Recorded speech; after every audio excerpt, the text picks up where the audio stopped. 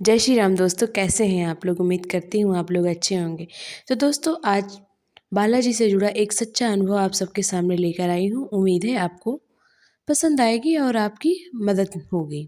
तो दोस्तों, ये अनुभव है सुहानी का। सुहानी एक स्कूल गर्ल है जो 12th पास कर कर कॉलेज में जाने वाली है। वो बहुत एक्साइटेड रहती है कि कॉलेज लाइफ के बारे में सुना भी था कि ऐसा होता है वैसा होता है, सब इंजॉय भी करते हैं, पढ़ाई भी करते हैं। वो अपने सपनों को संवारने में लगी हुई थी।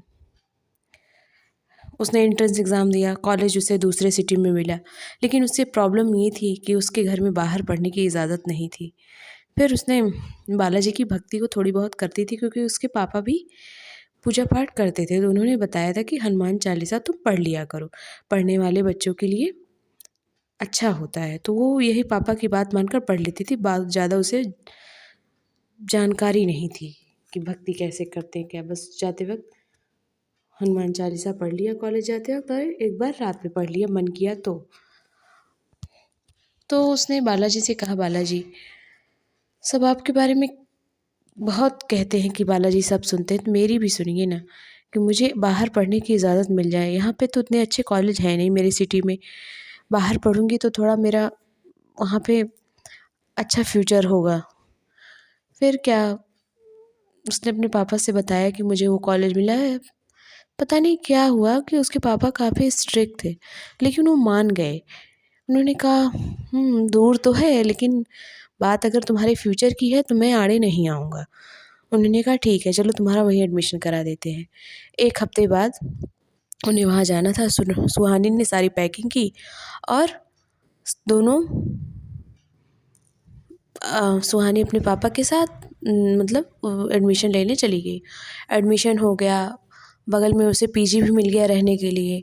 सब कुछ सही चलने लगा। सुहानी के पापा वापस आ गए, और लेकिन आते वक्त उन्होंने एक बात कही थी, बेटा हनुमान चालीसा पढ़ते रहना और उनके आगे मत्था ज़रूर टेकना, बालाजी के आगे।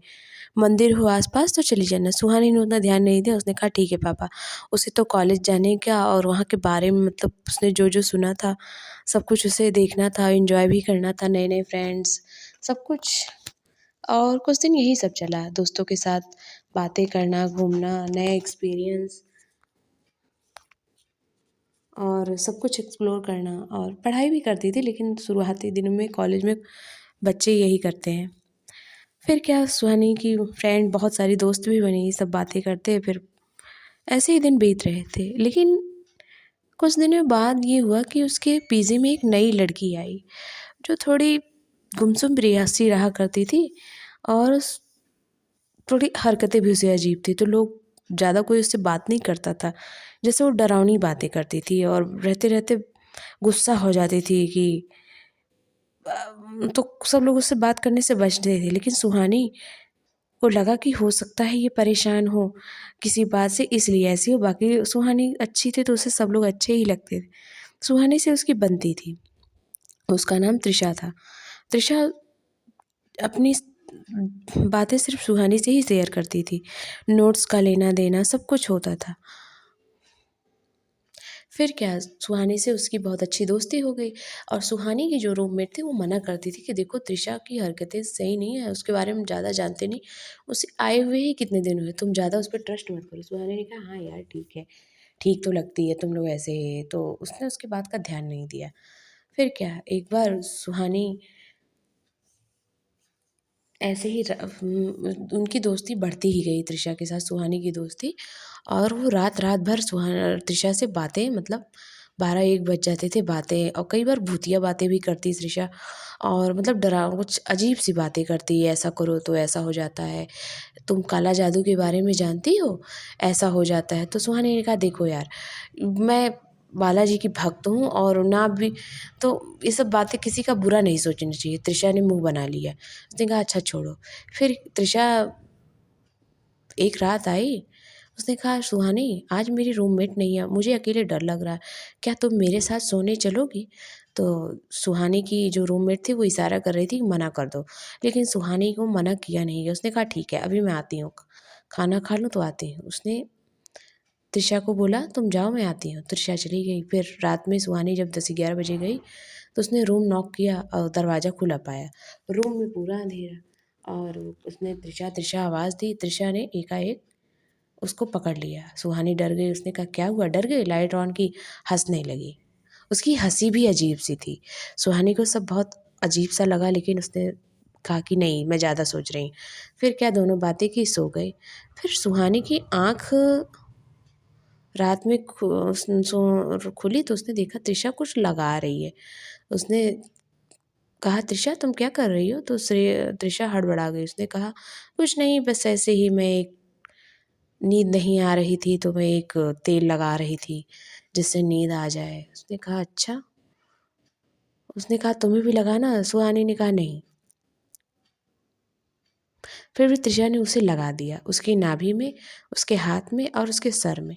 फिर क्या, उस दिन सुहानी बहुत जैसे उसे डरावने सपने आए। उसे लगा कोई उसे मार रहा है, कोई उसके तलवार लेके दौड़ रहा है और अजीब-अजीब सी आकृतियाँ उसे नज़र आने लगी। फिर वो सुबह उठी तो बहुत उससे पसीने छूट रहे थे। जब अपने रूम में गई तो उसकी रूममेट ने पूछा क्या हुआ सुहानी? उसने कहा पता नहीं यार, तबीयत ठीक नहीं लग रही। फिर वो उसे बुखार हो गया और वो दवा लेकर सो गई। फिर रात में त्रिशा आई। उसने कहा सुहानी आज फिर आ जाओ ना सोने। अम, सुहानी ने कहा आज तो यार मेरी तबीयत नहीं ठीक लगी। उसने कहा नहीं यार आओ, मैं तुम्हें मेडिसिन दे दूँगी, तुम्हें आराम हो जाएगा। फिर सुहानी ने कहा इसकी ज़रूरत नहीं, मैं मेडिसिन खुद ले लूँगी। सुहानी गई, कही चलो यार दोस्ती की है तो निभानी पड़ेगी। वो फिर नहीं मना कर पाई, जबकि उसकी रूममेट मना कर रही थी कि तुम्हारी तबीयत नहीं ठीक है और उस इतना भरोसा किसी पे मत करो। और सुहानी चली गई सोने। फिर उसने देखा कि त्रिशा रात में कुछ अपने पेट में लगा रही है, नाभि में, और उसने सुहानी को भी लगाया। वो लगाते ही सुहानी के जैसे अजीब सी सिरहन, मतलब अंदर से उसे अच्छा महसूस नहीं हुआ। फिर भी वो सो गई और फिर उसे रात में वही डरावने सपने और अजीब सी चीज़ें होने लगी उसके साथ। अब वो डरी-डरी रहने लगी, पढ़ाई में भी उसका मन नहीं लगता और मतलब तबीयत उसकी दिन पर दिन खराब ही होती जा रही थी। उसने सोचा घर जाऊँगी, एग्ज़ाम आने वाले हैं, तो फिर एग्ज़ाम मेरे छूट जाएँगे और मैं फिर तैयारी बिना एग्ज़ाम दूँगी क्या? उसकी रूममेट ने कहा कि सुहानी तुमने एक बात नोटिस की है, जब से तुम त्रिशा के साथ सोने गई हो तुम्हारे चेहरे का रंग भी अजीब-सा हो गया है। मुझे कुछ ठीक नहीं लग रहा है। और फिर उसकी रूममेट ने किसी से पूछा, किसी जानने वाले से, पंडित से, तो उसने बताया कि जो उसकी वो फ्रेंड है त्रिशा, उसने ही उसे कुछ कर दिया है काला जादू जैसा, जो उसे लगाती थी। वो उससे उसके साथ ये सब हरकतें हो रही हैं और दिन प्रतिदिन ये बढ़ता ही जाएगा और उसकी तबीयत ख़राब ही होती जाएगी, जो कभी ठीक नहीं होगी। तो उन्होंने बताया कि उसको बालाजी की पूजा करनी चाहिए। फिर सुहानी को अपने पापा की भी बात याद आई। उसने बालाजी की भक्ति करना इस समय बंद कर दिया, जब से उसे त्रिशा से दोस्ती हुई। कहीं न कहीं त्रिशा की बातों से उसने पूजा पाठ की तरफ ध्यान देना बंद कर दिया। फिर उसने उस दिन हनुमान चालीसा रोते-रोते पढ़ी और उसे थोड़ा आराम मिला। फिर वो बाज़ार जब गई तो उसे पंचमुखी हनुमान जी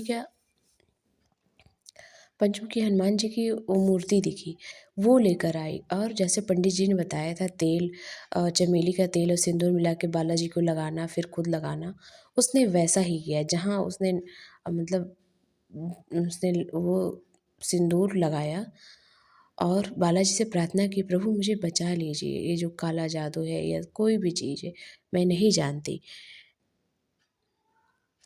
धीरे-धीरे उसकी तबीयत ठीक होने लगी और उसने हनुमान चालीसा, बजरंग बाण सब पढ़ना शुरू किया और बालाजी के मंदिर भी जाना शुरू किया जैसे उसके पापा ने कहा था, लेकिन उसने ध्यान नहीं दिया। फिर वो सब तबीयत उसकी सही होने लगी। त्रिशा ने फिर उससे बात करने की कोशिश की, लेकिन सुहानी ने उसे इग्नोर करना शुरू किया। फिर क्या, त्रिशा एकाएक ही रूम छोड़कर चली गई। उन्होंने सुहानी ने पूछा कहाँ गई? तो सबने कहा कि नहीं पता। एकाएक ही वो गुस्से में तिनमिना के चली गई। शायद उसे अपने मकसद में कामयाबी नहीं मिली, इसलिए वो चली गई। अगर सुहानी बालाजी की शरण में ना आती तो शायद उसकी जान भी ना बच पाती और उसकी तबीयत गिरती ही जाती, क्योंकि जिस हिसाब से उसके ऊपर काला जादू हुआ था से तो कोई नहीं बचा सकता था। उसने फिर बालाजी की भक्ति कभी नहीं छोड़ी और सब कुछ सही रहा। सुहानी ने अच्छे से एग्ज़ाम दिए, उसके अच्छे नंबर आए। उसके मम्मी-पापा को भी बहुत खुशी हुई कि हमारी बिटिया बाहर पढ़ने गई है और अच्छे से पढ़ाई कर रही। तो सुहानी इस तरीके से बालाजी की पूरी तरह शरणागत में हो गई। तो दोस्तों देखा आपने, किसी पे अंधा विश्वास करने से पहले एक बार ज़रूर सोच लेना चाहिए और अगर आपको कोई चीज़ अजीब लग रही है तो उसे छोड़ दीजिए। आप नहीं जानते किसके मन में क्या चल रहा है, पूरी और चाहे कुछ भी हो जाए, भगवान की भक्ति मत छोड़िए और बालाजी से हमेशा प्रार्थना करिए गंदे और बुरे लोगों से हमें बचा के रखें। चलिए मिलते हैं एक नए अनुभव के साथ, तब तक अपना अपने परिवार का ध्यान रखिए। जय श्री राम, सीता राम, राधे राधे।